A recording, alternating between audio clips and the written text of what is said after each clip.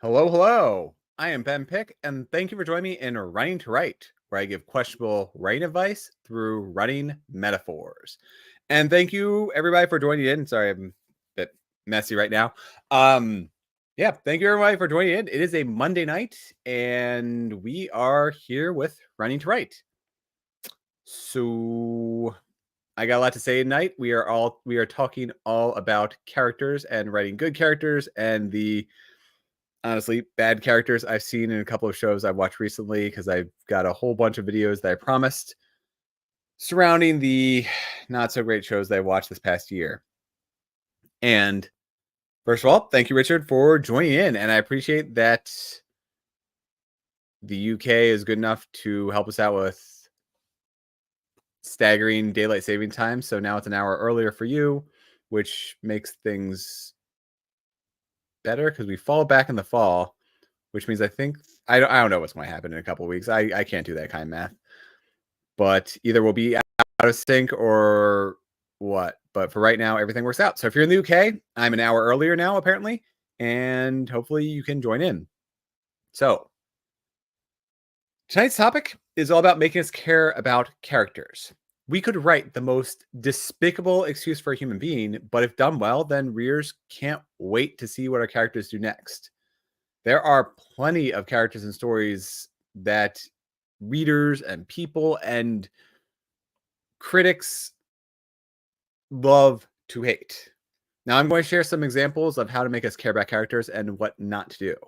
There will be full-on spoilers for Game of Thrones and House of the Dragon. I'm through season 2 of House of the Dragon, and sadly, I watched Game of Thrones all the way to the end, so I feel a little bit bad about spoiling season 2 for House of the Dragon because it's newer. I don't really care about spoiling Game of Thrones at this point.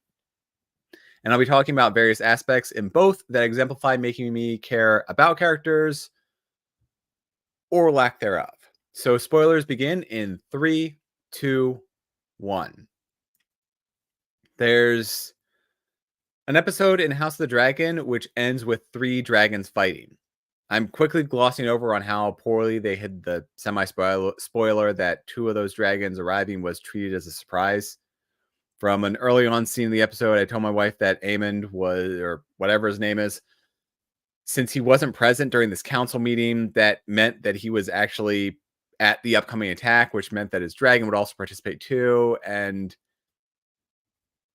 lo and behold, that's what happened.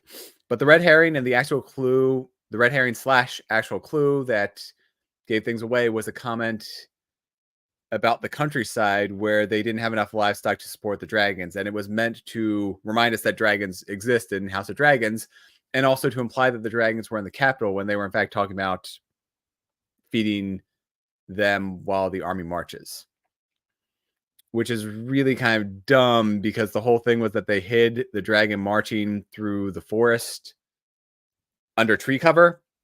But in order to get the dragon there, I mean, they had to do a lot. And that implies that the dragon isn't walking through the woods. And it's a whole big dumb thing that breaks down the further and further you think about it, and implies that the dragon is just not moving for days on end as it's being dragged along on the ground. I guess, I don't know. I don't think that the showrunners or the writers really thought much about it, but I do. Anyways, given that context, that seemed like it should be implied that the dragons in the capital were the ones that were eating all the livestock, but subtlety is not the show's strength, and either way, that's irrelevant. My point is that we watched 2 dragons and 1.5 riders die at the end of the episode. This should be an impactful moment. Both were significant characters for over a season, and yet I felt nothing, which is not unusual given my, cold running heart, because or I guess my slow beating running heart. The problem was the lack of character development and meaningful attachment to any character. However, my wife did express sadness in the scene because, mind you, just like me, she didn't care about any of the major character deaths that occurred, or I'll get into that later. But she was sad that the dragon died because she saw them as giant battle puppies / flying lizards. And just like me, she was bored with the characters who are pivotal to the show.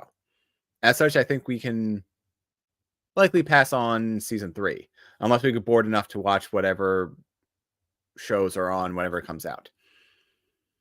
My, how far George R. R. Martin has fallen. I know, Adrian, if you catch this later, you're going to be really sad that I'm saying this. But, it's just disappointing. Game of Thrones was defined by the moments where characters we cared about and those we despised met untimely and unforeseen ends. We were devastated by the Red Wedding and cheered at the Purple Wedding, which brings me to two problems with the character deaths in House of the Dragon and why I didn't care about them. I know that one of the characters survives, but he's functionally written out of the show and suffered enough character assassination throughout the season. So I'm just going to say the character's death is plural. Character deaths is a plural, and just kind of say that two characters died. My first problem is that the deaths were telegraphed. From the scene where King, I don't remember his name, and his mother, Realis, I think that's what she was called, were talking. But and also on a side note, if I can't really be bothered to remember important characters' names, killing them off will have no emotional impact.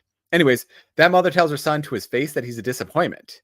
And right then I told my wife that the king is going to run out to battle on his dragon and die. Again, he didn't actually die, but near enough for it not to matter. Then we switch to the other queen, Targaryen, what's her name, who is ready to ride out into battle too. I again said, well, she's not going because whichever dragon and rider they send is going to die, and she has plot armor, so clearly it's got to be someone else. Sure enough, less than a minute later, her aunt volunteers, at which point I thought, oh, two characters who will die, her and her aunt and the king, and that way the show will show that there are stakes and seemingly random deaths. Except that it wasn't really random deaths, and there really are no stakes. On the right side, that episode culminated and demonstrated all 5 tips for making us care about characters, or rather, how not to do it.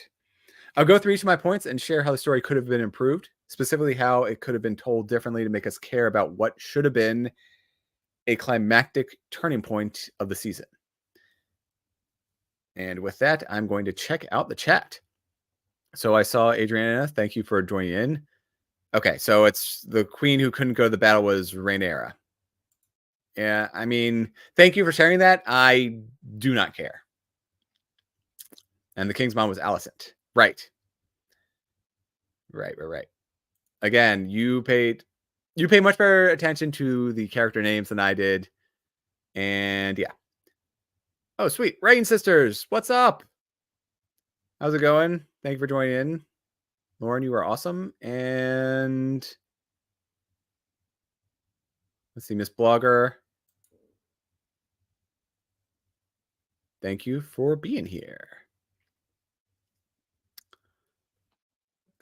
Cool. All right, anyways, these are my 5 tips to making us care about characters. Number 1, give them personality and purpose. When we're shown a tender moment with a character for the first time, shortly before killing them off, that isn't good writing. That's a shameless ploy to tug at our heartstrings for their upcoming death. It's like every action movie where the wife is an ideal human being, the definition of the personification of perfection, and then they get brutally murdered. That is sloppily construed character development and character motivations to give us a reason to care when they die. House of the Dragons moments with Aunt what's her name? Again, I read it in the chat. I just don't really care enough to remember her name. They were too little too late. Placing a band-aid on bad plot doesn't fix the wound. In the end, I didn't care about either the aunt or the king, and honestly, the show didn't seem to either. The king was a whiny and impetuous child. Basically, he was a slightly older version of Joffrey without the torture and really just the fun nature of being bad. He was just kind of a bland baddie instead of Joffrey, who is just over the top, gratuitous evil, which, was actually fun to watch in a high fantasy show. This king wasn't bad enough to cheer for him to die, nor was he interesting enough to care about him as a character. Like, I had no thoughts, plus or minus, when he died, short of, oh, great, it's one less character for me to worry about. The same problem was present for the aunt. We were force-fed seemingly emotional moments with her and her husband. These were empty and carried 0 weight because they didn't say anything meaningful, and the intimate moments were blatantly out of place compared to the rest of the season or the rest of the aunt's interactions at any other moment. All that to say that the story could have given us deaths that we felt for if the storytelling and character development were present. The Queen That Never Was a pivotal character in the first season. She swayed power in the Seven Kingdoms, and her choosing to side with a Targaryen, whatever her name was, that's the reason there was a civil war in the first place and not a outright slaughter. Except I can't describe the aunt, her personalities, or goals. She coveted the throne early on and then was scornful when another woman faced a similar situation she did. This conflict was brought up and resolved far too quickly to meaningfully convey anything about the queen who never was.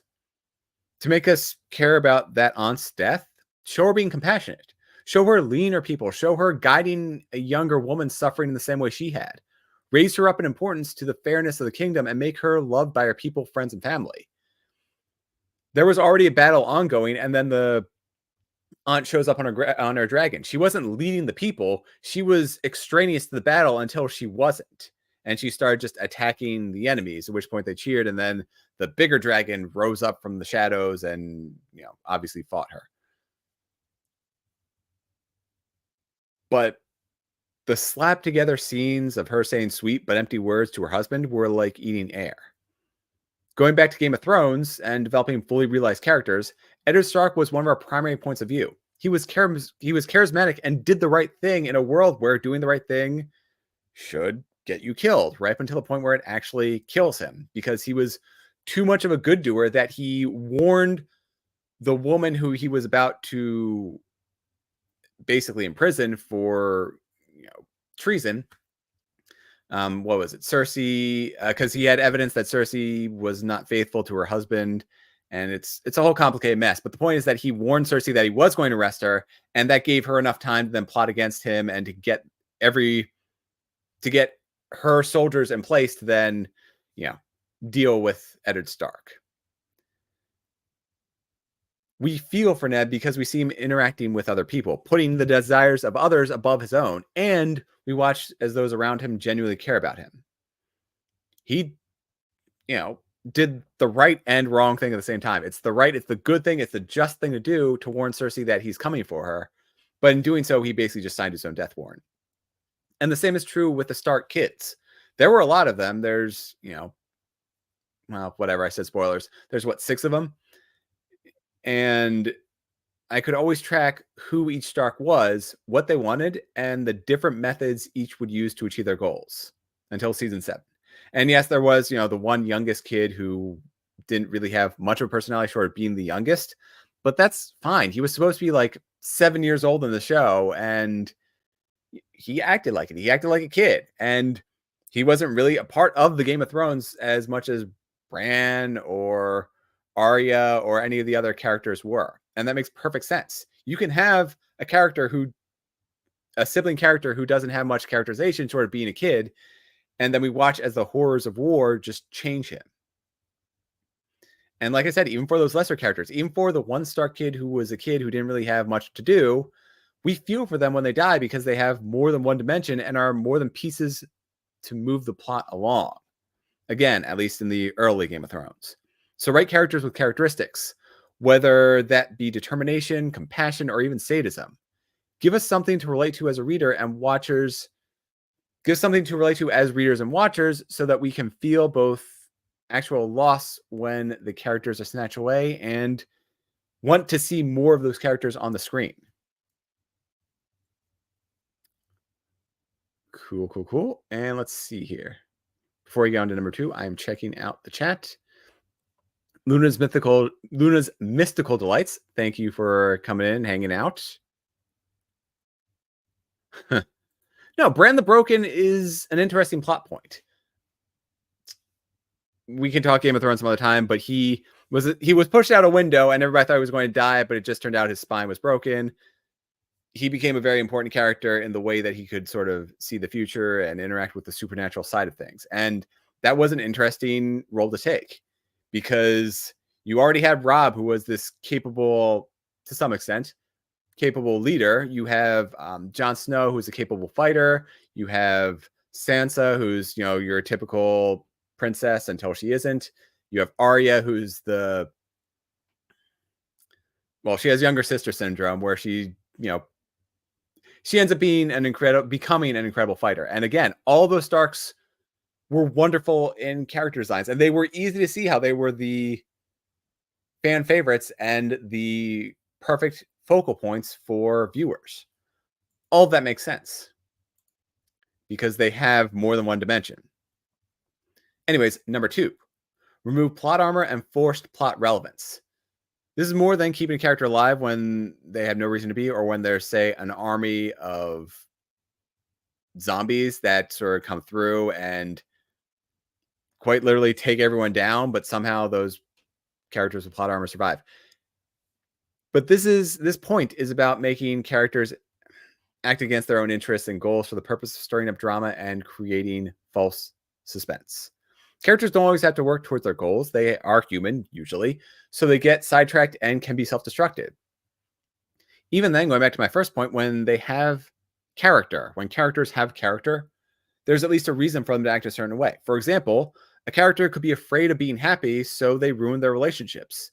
We feel for them in those moments of weakness where we watch them make the wrong decision for their own reasons.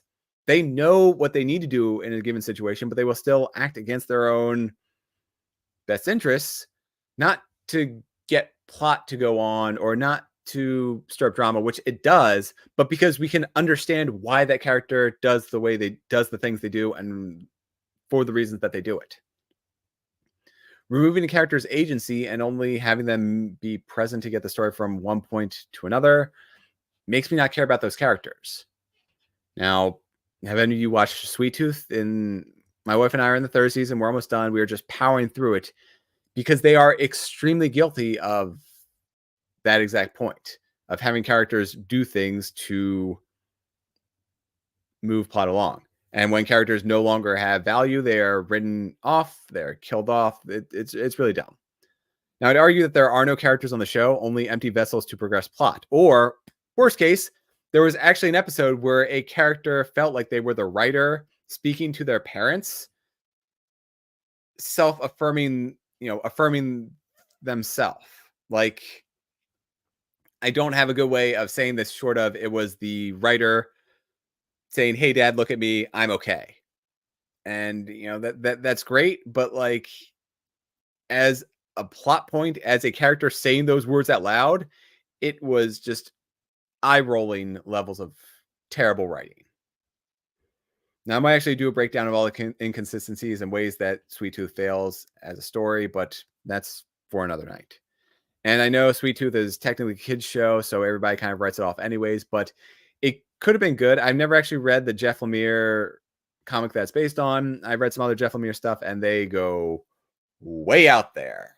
There's this one that's all about kind of rebooting the human race with it's science fiction, and the guy's whatever. Jeff Lemire is very out there with his ideas, and some of it can be very hard to convey in a medium that's not comics.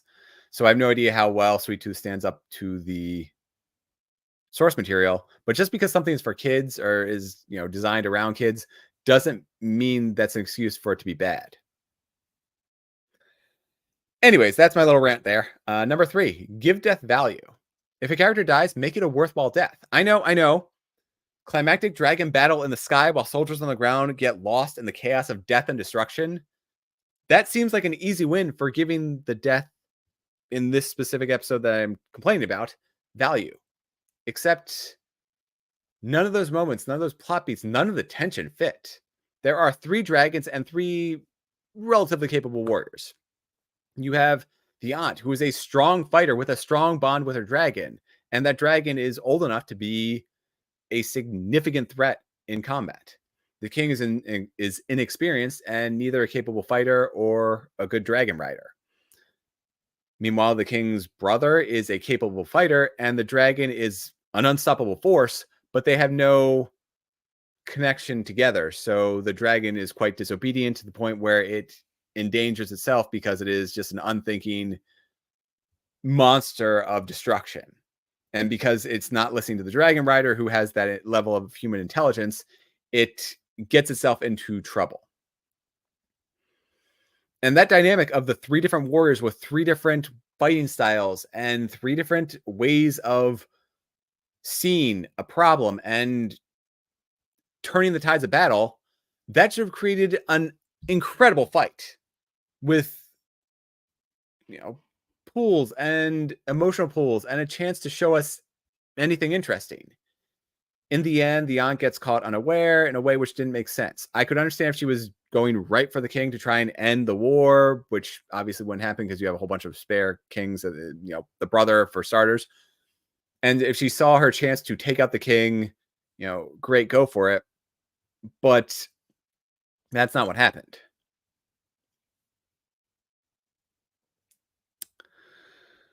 The only good part about that fight between three different dragons and three different dragon riders is how callously the king's brother, callously and calculated, the king's brother killed both the aunt and king by having his dragon burn friend and foe alike. Even so, none of the deaths felt meaningful. Sure, the rest of the season shows both mothers acting out in grief, but again, the deaths don't feel like they had value.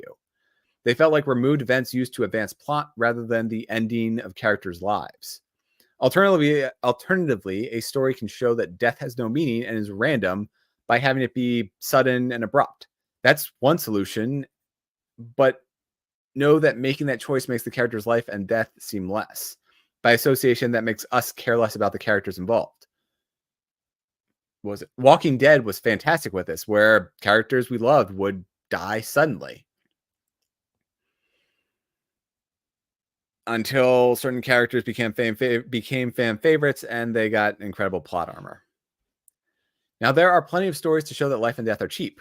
Writing those stories are about more than the characters. With Walking Dead, it was kind of a milieu where it was all about a group of survivors trying to survive the zombie apocalypse.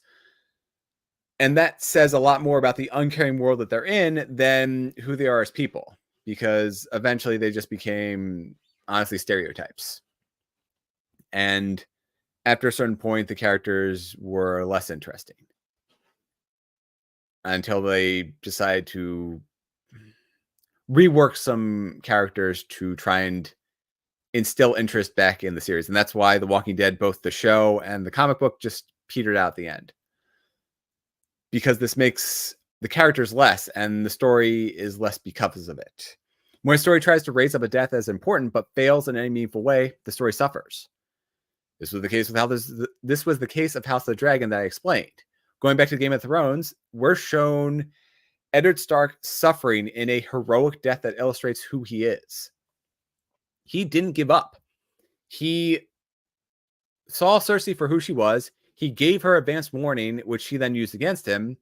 And he saw his death approaching, so he decided to go out in a fight rather than be brought down to his knees and have his family suffer for his mistake, which ultimately everyone did, but that's neither here nor there. He acted as he thought was best for his family. Despite being pierced with spear after spear, he bravely fights on for more than himself, because again, he knows that if he falls, his children's lives will be at risk. House of the Dragon's dragon deaths had a moment of dragon fire, a falling from the sky scene that looked like every other falling from the sky scene in every other show. By the time we circle back to the characters, we see the king has been burned and mutilated, but we only see other characters reacting or lack thereof. There's some grief, which really felt out of place considering that the character who was grieving the most, I don't know, hadn't had much characterization in quite a few episodes, if not the entire season. House of the Dragon needed those deaths, but it didn't dwell on the characters in the moment. So those fight scenes can be summarized by fight, lackadaisical fight, critical hit, fall, end. That death is largely forgettable, short of the fact that it had three dragons involved. So create stories that show how much a character's death means. Hey, Shannon, thanks for joining in. And yes, please do make friends with the like button. All right. Number 4, trim down those characters. When there's an ensemble cast with dozens or hundreds of people to track, all with debatably conflicting and secret agendas, I'm going to make the spicy claim that none of them matter. They become a mass of bodies and thoughts which are impossible to track, oftentimes even by the writers. In Game of Thrones, we care about the Starks, and for the most part, in the initial seasons, we only cared about the other people and how they interacted with the Starks. We care about Cersei and the Kingslayer because of how they were set up to be in direct opposition of the Starks. Same thing with Robert Baratheon and Joffrey. They seem to be raised up to sort of support the Starks, and so we care about them. House of the Dragon has spiraled into a long list of bland characters and far too many to track. This is further hurt by having multiple characters with the same name. If you can't tell, I've been calling characters Aunt or King or King's brother because I didn't care enough to remember their names. And many of them were the same or built from the same structure because they were related. So you have Rhaenyra, Rhaenyra, all the Rains, whatever. They follow the same naming structure because it's mother, aunt, whatever, all the way down. Same with Aemond, Aegon. There's actually, I think, 2 or 3 important characters named Aemond running around. And given that they changed Asha and Osha in Game of Thrones, I kind of was hoping they would do something here to make them stand out, but they didn't. So, trim down those lists of characters. In the stories I've written, there was an expanding cast of characters. I think by the end of book 2, there were maybe 20 named characters who were important and all running around. In book 3, I trimmed the characters down and I also send them off on diverging missions. So I think you have a group of, let's say 6 and 6. Those numbers aren't really relevant, but you have a small team that is much easier to manage. By book 4, I further trimmed things down by essentially making an elite strike team to carry out one mission. So it's a single track, small cast of characters. That change makes the story easier to read, and the characters who remain are raised up in importance. So in book 3, we have 2 diverging parties, which the story converges towards the end. And those characters involved are raised up in importance. Just like with book 4, there's a cast of 6 characters who are going to be raised up significantly in importance, which means that when I come to book 5 and sort of focus on the other group of characters, I'm going to have to kind of remind readers who they are. And then we'll get the big ensemble cast as we head towards the finish line. But wherever possible, put blinders on the reader's eyes to focus on the important characters. And then obviously, because I'm me, there's a counterpoint to that where we don't have blinders in this late into the story for the sole purpose of invoking an emotional response by killing off a character. That's a cheap ploy. So when we are already significantly far into a story, so yes, book 3, for my example, is far into a series, but they focus down into small groups very early on in the book. It wasn't like it was you had 20 people, and then all of a sudden I focus in on like 1 or 2 of them, and then one of those characters died. Because again, that's a cheap ploy. What I did was I started off early. I had a couple of characters, I had the medium group of characters because for reasons it wasn't the full cast of 20, but they decide that they need to do something, and then they decide that we need to do 2 things, and so they further divide and further divide. My point is that we need to trim down those characters so that way it's not just one giant mess like Game of Thrones or like every show with a massive ensemble cast, like another very well-known yet not popular show that cost a couple billion. Let's say it might cost $1 billion to make a season. I think that's closer to 100 million, but either way, it is a gratuitous amount of money to have on a show. And of course, you have a whole bunch of different groups within that show, which I'm not going to name because everyone has been saying how terrible it is, myself included. But that show has far too many characters, far too many storylines, none of which really interact. And when they do kind of try to condense down, it's just a disaster. Anyways, I didn't watch that latest season. I have no interest in watching the 3rd season of that show, and we'll just leave it at that. Now, last thing, number 5, inevitability. Building off my previous statement, I was so surprised that the focal POV character suddenly shifts to give us human moments with a character that we had no reason to care about up until this point. So we had the king showing a human moment with his mother where she tells him that he's a disappointment after being a full season of him just being kind of bland, worthless. Not like Joffrey fun worthless, where it's just terrible, terrible person and gratuitously evil. This is just like, hey, I'm kind of a bully to my brother, and then I'm kind of not doing the right thing. I don't really care about people. I'm just gonna be whiny and complainy. I wonder if they're about to kick the bucket. Bad writing often hits us over the head with bad plot. My best advice here is to take the time to build up to cataclysmic events. For the crude and cruel metaphor of boiling a frog, we want to slowly heat the water until it's boiling. If we drop a frog in boiling water, it'll hop right out. I don't know if that's true, but that line from Dante's Peak still sticks with me to this day, even though it's been 20 plus years since I've actually watched that movie. So in this case, it would have been nice to see that character fighting with his mother more, or just being gratuitously evil, or just giving us something so that way it's not telegraphed now, hey, we're focusing on this character, they're about to die. And the same thing with the aunt. She was pivotal, but the writers didn't know what to do with her, so they just kind of had her in the background of a lot of scenes without actually doing much until she was going to die off, in which case that episode was kind of all about her and her, you know, love with her husband, which great, important. Those were all wonderful character moments, but they could have been built up throughout the season, so that way it doesn't just feel like it's inevitable that she's clearly going to die off. And those are my tips to making us care about characters as learned from the mistakes of House of the Dragon and later Game of Thrones. I am Ben Pick, and thank you for joining me in Writing to Write. Before we close off, there is some cool stuff going on. So I want to do some promotions for my book, because guess what?